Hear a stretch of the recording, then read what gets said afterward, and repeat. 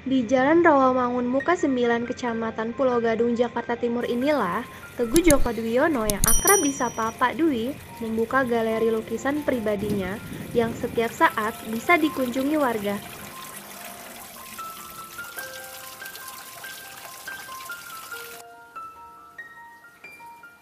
Bermacam lukisan mulai dari kulit telur hingga sampah plastik dipamerkan di galeri mini ini, seperti lukisan kaligrafi dan wayang yang dibuat menggunakan media cangkang atau kulit telur ini.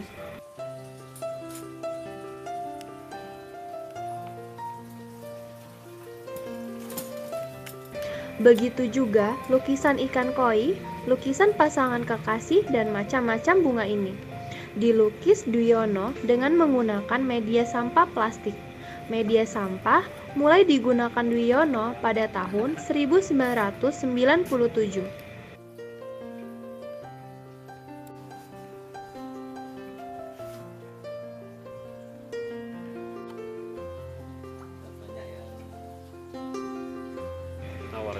Semula media yang digunakan adalah cangkang atau kulit telur. Inspirasi ini didapatnya saat tak sengaja menginjak kulit telur di dapur rumahnya.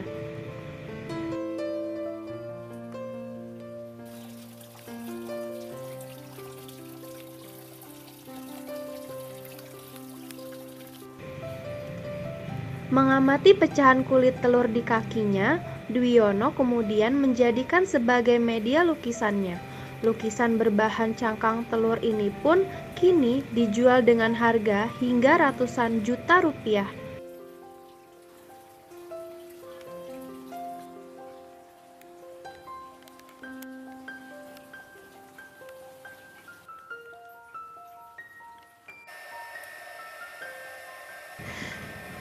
Seniman berusia 60 tahunan ini juga memanfaatkan sampah plastik sebagai media lukisannya.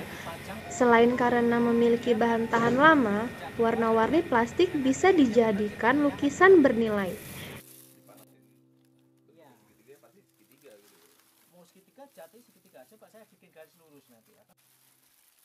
Cara mudah melukis sampah plastik ini diajarkan Dwiono kepada warga masyarakat. Bahkan di galeri mininya, Dwiono menerima kelas melukis gratis bagi warga yang ingin belajar melukis, dengan syarat membawa sampah plastik dari rumahnya.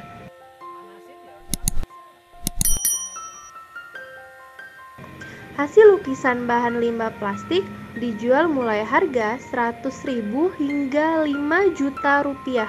Lukisan limbah plastik ini kerap dibeli beberapa perusahaan dan kantor instansi pemerintahan. Saya itu nggak punya jiwa seni, nggak butuh. Orang yang mau belajar seni sama plastik itu tidak butuh jiwa seni. Barang nggak bermanfaat loh. Ini ibu udah tua, umurnya sekitar hampir 70. Nah, niat itu aja. Jadilah. Ini berjalan 2 jam berarti, Pak. Ya, dari 97, 2 tahun eksperimen, akhirnya saya ngajarin banyak korban PHK waktu itu dari pabrik. Ada 25 orang saya ajarin, saya kasih gaji malah. Saya gaji, terus saya pamerkan di pasar festival. Waktu itu bersama artis-artis ibu kota.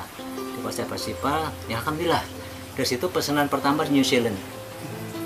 Wah, luar biasa itu. Nah, dari situ kita merasa bangga, merasa seneng. Tapi ternyata tidak cukup dengan membuat karya yang bagus ya. Karya sebagus apapun kalau kita nggak punya ilmu akan hancur. Ternyata benar. 2 tahun saya hancuran. Mobil dijual semua terbuat. Saya betul-betul terpuruk di kondisi yang paling bawah. Nggak punya apa-apa. Saya sampai dikontrakan teman saya. Ya, ternyata saya pelajari butuh ilmu juga. Ilmu manajemen harus punya, ilmu marketing punya, ilmu manajemen produksi harus punya. Ini nggak saya milikin semua, tapi saya nggak putus asa. Karena saya punya keyakinan suatu saat nanti kulit telur pasti berhasil gitu loh. Akhirnya tahun 2000 saya mulai lagi, mulai bangkit lah. Ya alhamdulillah dapat pesanan dari beberapa buyer dari Amerika, waktu itu dari London juga, ada beberapa orang luar lah. Kita juga pameran juga di Jerman 4 kali, di Perancis juga pernah, di Singapura pernah, di Brunei pernah, ya ada beberapa negara lah.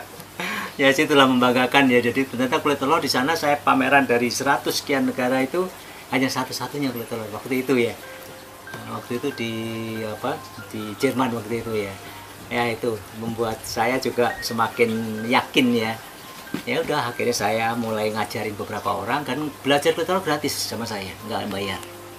Saya ajarin gratis.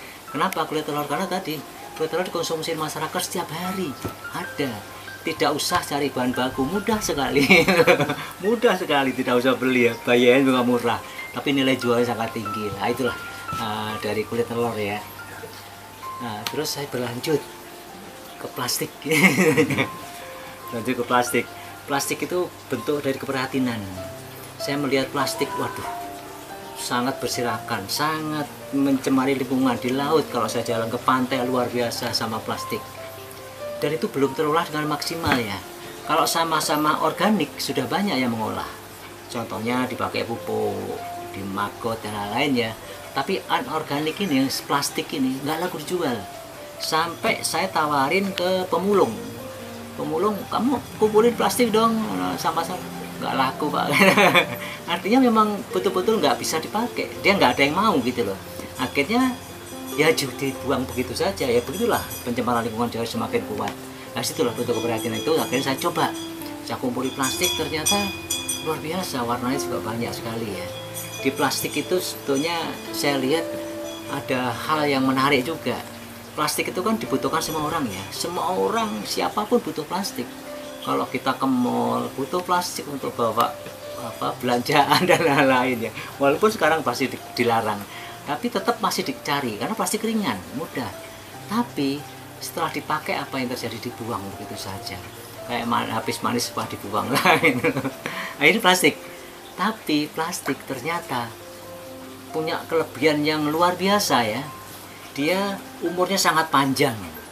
Ratusan tahun, puluhan tahun baru bisa hancur itu. Ini punya kelebihan yang luar biasa. Warnanya juga sangat luar biasa, banyak sekali. Terus di samping itu ringan. Nah itu banyak sekali kelebihan. Artinya apa?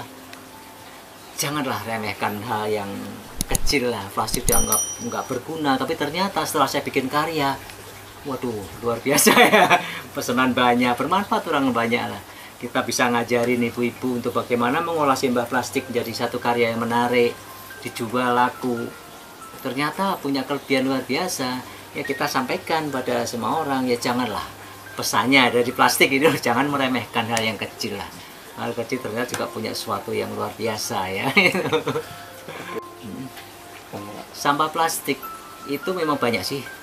Seniman-seniman itu sangat luar biasa banyak. Yang jauh lebih hebat daripada saya banyak. Yang lebih bagus dari banyak gitu loh. Tapi beliau rata-rata untuk apa ya? Untuk konsumsi sendiri ya. Dan susah ditiru. Nah, bedanya kalau saya sampah plastik ini bisa dikerjakan oleh semua orang untuk bikin karya seni. Semua orang, tidak terkecuali dari anak kecil sampai orang usia lanjut usia itu bisa. Dan saya kasih jaminan. Berangkat bawa plastik, sampah plastik sampai sini 2 jam pulang bawa karya, itu jaminan. Semua bisa itu. Dan itu sudah saya praktekin. Bedanya itu kalau kita jadikan gerakan ya. Mudah-mudahan dengan cara seperti itu semua orang bergerak bisa membuat satu karya plastik, siapapun loh ya, siapapun tidak terkecuali.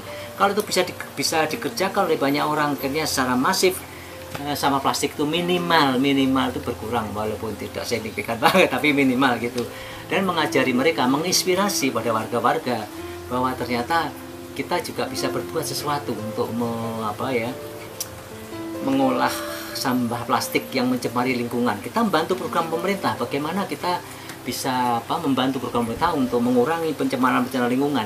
Dengan cara apa? Membuat karya inilah. Lebih seperti itu. Dijelaskan Pak, ini sudah penjualan ini paling jauh tuh sampai daerah mana Pak? Kita kulit telur itu sudah ke Jerman sampai 4 kali ya. Ke Jerman 4 kali. Waktu itu ada 100 sekian negara, 115 negara. Ya kulit telur satu-satunya waktu itu. Wah sangat laris. Pamer 1 minggu saya 5 hari sudah nggak punya barang waktu itu. Jadi di Jerman itu sampai 4 kali. Di Prancis juga pernah. Kita di Brunei juga. di ya beberapa negara, di Singapura juga. Ya beberapa negara kita pameran kulit telur ya. Di Malaysia juga itu.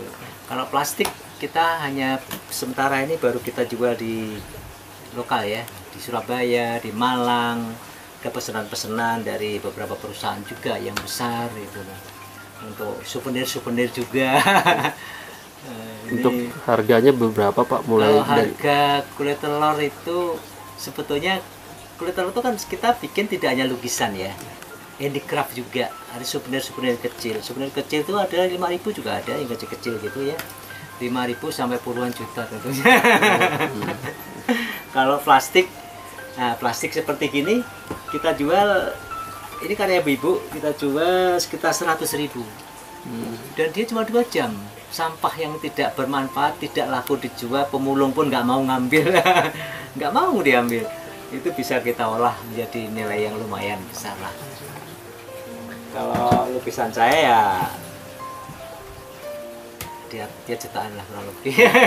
Tapi Pak, harga yang paling fantastis gitu Pak, yang sampai dibeli sama orang itu di harga berapa? Waktu itu kita waktu tsunami ya, Aceh. Tsunami Aceh, kita bikin satu lukisan tsunami, yaitu harganya lumayan ya di atas 100 lah. 100. Itu laku sama itu dilaku orang bule yang jual, beli. Orang bule. Bule Dari Norwegia. Norwegia. Dia beli. Itu pengerjaannya kerjakan kurang lebih 1 bulan. 1 bulan. Ya. Kalau lukisan kulit telur memang lama ya. Prosesnya sangat lama karena dia harus nempelin satu-satu. Kita harus memilih warnanya, warna muda sama tua. Tekniknya juga ada. Kalau teknik kulit telur itu sulitnya penekanan. Kalau kita kasih lem, kita tempel di satu media, di kanvas ya. Begitu kita tekan dengan kuat, dia akan hancurnya kecil-kecil. Kalau kita tekannya kurangi lagi, agak beda besar-besar. Sama dengan arsiran suatu lukisan. Arsiran suatu lukisan ada yang halus, ada yang kasar, ada yang itu seperti itu. Itu tekniknya penekanan. Nah beda, memang ini punya faktor kesulitan sangat tinggi lah kulit telur memang. Kalau plastik enggak. Ya pokoknya plastik ini saya coba untuk kita gerakan aja, digerakan lah nanti. Kulit telur ternyata bisa dijadikan media lukisan yang memiliki harga jual fantastis hingga ratusan juta rupiah. Tidak hanya kulit telur, sampah plastik di rumah Anda pun bisa menjadi karya lukisan yang memiliki harga yang lumayan.